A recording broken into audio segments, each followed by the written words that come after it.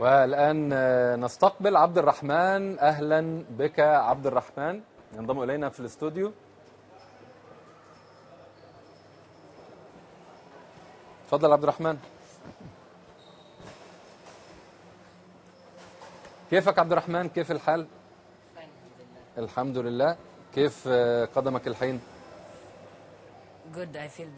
جيد، أشعر بتحسن بعد الجراحة، وهذا بفضل الدكتور والمعالج الفيزيائي. أشعر بتحسن. قبل الجراحة كنت ألعب التنس وعانيت من ألم في الكاحل، وبعد الجراحة زاولت التنس مرة أخرى لأنني أشعر بتحسن. أريد أن أقوم ببعض الرياضات لكي أكون نشيطا. إذا نعم، أشعر بتحسن. نعم. هل عدت لنفس المستوى الذي كنت عليه بعد الجراحة؟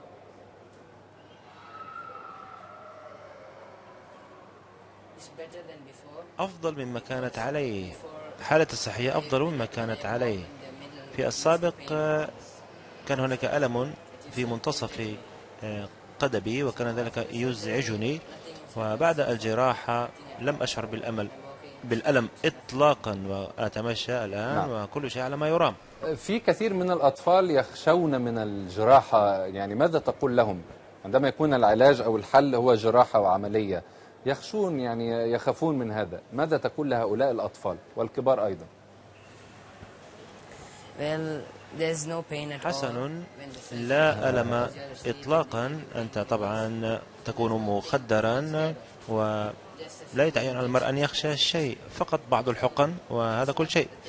إذا لا يتعين على المرء أن يخاف أو يخشى. الأمر طبيعي، لا تشعر بأي شيء وأنت تستيقظ ولا تشعر بالألم إطلاقا.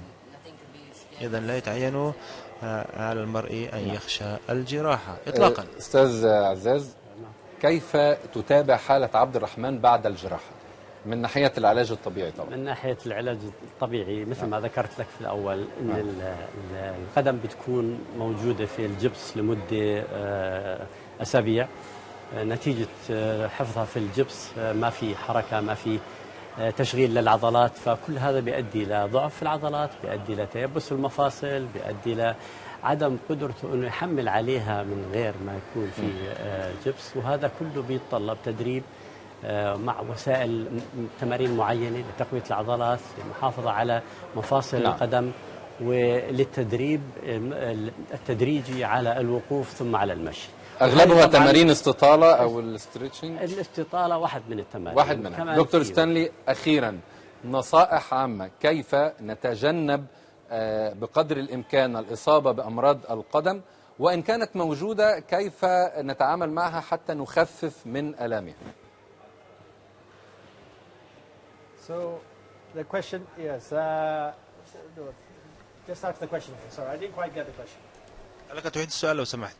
يعني كيف نتجنب نصائح، نريد نصائح للجمهور للتعامل مع أمراض القدم. Okay. Yes.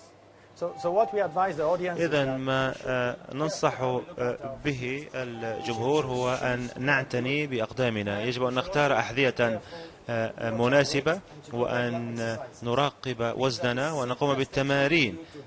هذه هي الأمور البسيطة لكي تخدمنا أقدامنا لسنوات وسنوات عديدة. هذه النصيحة الجوهرية.